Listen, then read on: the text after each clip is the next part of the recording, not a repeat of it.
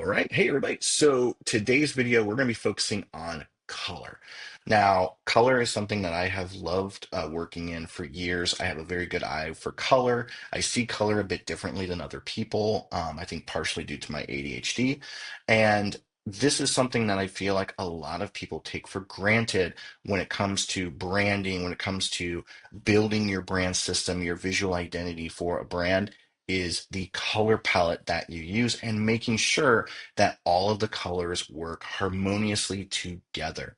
Now, in this video, we're going to be showing a case study that we did for Timestamp. We did this in the second half of last year, and I wanted to go ahead and use this example because I felt like this was a good mix to show you how we go about color here at Blue Cyclops. Now, one thing to note is there is an addition to this color process that is brand new for me. It's something I learned recently from Smith and Dictation at Creative South, as well as I've been seeing it pop up a lot more on Twitter and on Instagram. And so I wanted to include that in here so you can kind of see this new technique that I've started using with our projects. So without further ado, this right here is the color exploration that we did for Timestamp. Now, Timestamp already had somewhat an idea of what they wanted for their color palette. They had initially a small little bit of branding done, I believe by a freelancer or student. And then we came in, expanded their brand, did a lot of brand refinement. And one of the biggest pieces that we did here involved color and making updates to it. Now, traditionally, in the past years, I would have used Illustrator for doing this.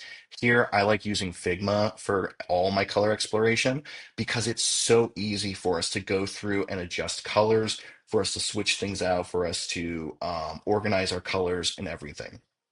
And so we have here four color options for Timestamp. Option number one here, which was a bit more cooler, has a highlight color or a CTA color, this like almost like a lime or lemon neon color here.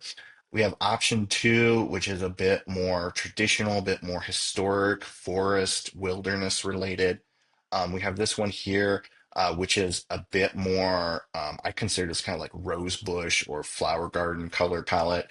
And then we have this one here, which is a lot more cooler and calmer color palette. And you'll see here in looking at all three of these, I have here three different setups for my color. I have the individual color kind of swatches set up at the top. Then you'll see that I have every single color layered on top of each other to kind of see how these colors work with each other and also help to figure out, okay, what colors are kind of getting drowned out. And then finally, we have this third layer here, which I call this the color hierarchy. And based on the amount of color that you see, this is the amount of color that is going to be pushed through with the brand. So in this example here, we can see that the darkest green color is the number one color that we're seeing. Then we're seeing the white color, then this light gray, then we have this mid green here. And then these other ones are just a single cell. This kind of denotes that these things have specific use cases for them, or they are used sparingly across the brand. And for instance, this color right here, and you'll see this, I believe, on every single one of these color palettes. This is going to be what I call the CTA color. This is the call to action. This is the color that grabs your attention for the brand. And so it's going to be a lot more intense than the rest of the color palette, and that's by design. If we go and look at option number two here, you can see that same thing happening where we have this very, very bright saturated orange, and we're using that here as the CTA color. Now, compared to the first color palette, right? We have a lot more green and white as the main color. Here, it's a little bit more equalized. White is actually the larger color. Then we have the dark green followed by the, we'll say mid green for this one. And it kind of like goes that same route across the board. This one here, white is the very dominant color, followed by the dark green. But you can see how all of this is highlighted. Now, over the years, as I've been going through and doing a lot of branding work, I've created color palettes for many different brands. This has been a system that I've used to kind of highlight and get across how color is working as fast as possible. We always want to make sure that color is working harmoniously, that it's not just something that feels off, that there's one color that's just not working. And so we always want to make sure that they work together, that they fit together. And so with this specific example here, you can kind of see as we're looking at all the colors on top of each other, you can see like how they're working, the harmony of the colors and how they vibrate together, how they push against each other. And so this is my very favorite way of showcasing this to our clients.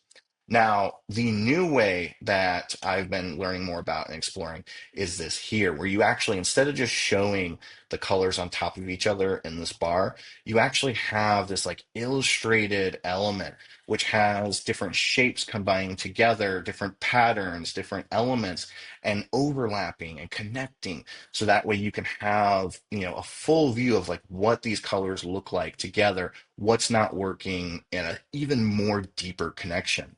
Now, this right here, I will give full credit to Smith and Dictation. I actually they shared with me their Figma file, and I was able to grab this element here in particular.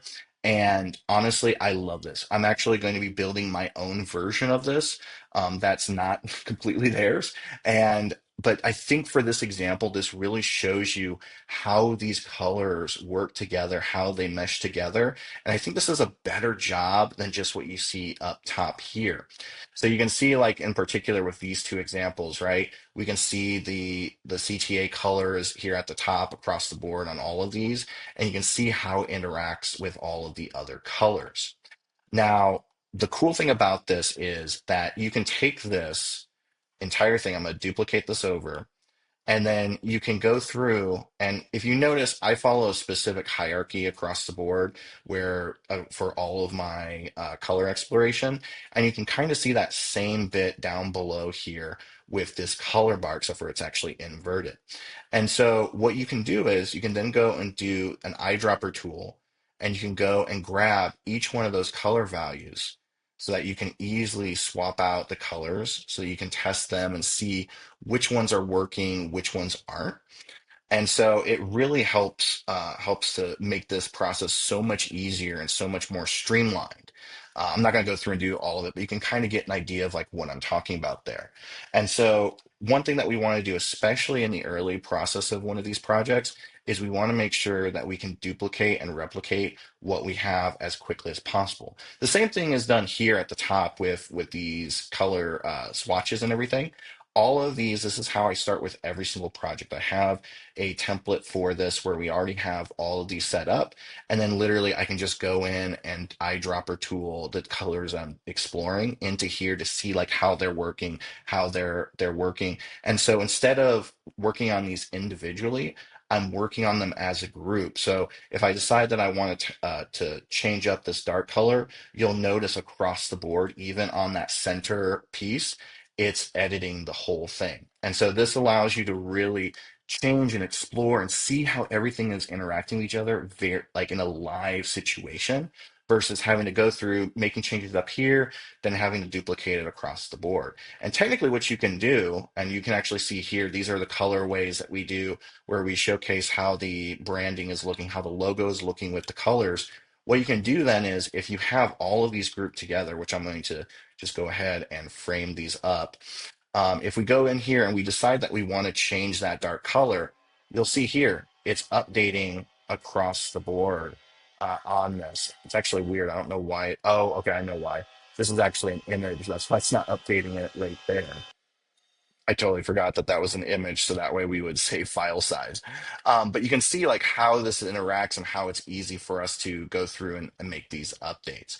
And the big thing is, even though like the CTA color, for instance, you'll see it here and see it here, even though we're not going to necessarily use that all the time with our logos, we want to see how the colors work, how the colors interact with the logos to make sure that it works, that it's harmonious, and that the brand that we create, the brand system that we create, the color system that we create, all feels right. It all feels like it belongs together. And so, to kind of give a little bit of a spoiler alert when it comes to the color palettes, ultimately we went with option two for the brand. This is not actually even the final color palette because we did do a lot of tweaks in later rounds. However, this was the direction that we ended up landing on. The orange here is the CTA color. So the main areas you're seeing it is in the CTAs for the website. We're seeing it in specific different types of illustrations, iconography, as well as tags or flags, descriptors, things like that. So this was the, kind of overall process that we use when it comes to color. A lot of times when it comes to actually choosing color, a lot of times what it comes down to is finding a few key color elements and then going from there. So if I remember correctly from this, I believe I had selected this green as a candidate. I had selected this CTA color, and then I think the only other color that came from this was probably like this gray color. So this is where I started with the actual brand. I didn't even have the white color for this. It was just these specific colors. The same thing could be said also about this one here. I know I had this green, I had this blue, and I think I had this orange. And as we developed this color palette, we also realized, okay, let's instead of going for a traditional gray palette, let's also create this like canvas, warm gray tan color palette to go along with this to kind of accentuate the other colors. So that is a kind of a glimpse into our color process, how we present color, how we think about color. And honestly, it's something that I love doing. I love working with color when it comes to branding, when it comes to any types of like brand expansion projects, rebrands, refreshes. Like this is probably my favorite thing, and it's something that I touch on every single project. Even when I have my team working on a lot of the other brand pieces, this is the one thing that I always handle because it's something that I love to do. It's my favorite part of the process. So if you guys would like to check out more of our work, please feel free to check out our website, bluecyclops.co. You'll find a lot of our new case studies, a lot more work that involves color exploration, like what you're seeing here, as well as the actual timestamp case study itself. Please definitely go check out that, see how the whole brand landed, and you'll see where we went from this color palette to the actual final color palette. Well, that's it for me for today. Hope you guys have a great day. Please always remember to stay passionate, stay positive, stay creative. And if you ever need any help whatsoever, please do not hesitate to reach out. Always happy to help, whether you're a freelance designer, whether you're a founder, a marketer, a head of design, always open to helping out wherever I can, wherever we can. All right. Thanks, guys. Hope you guys have a great day. Bye.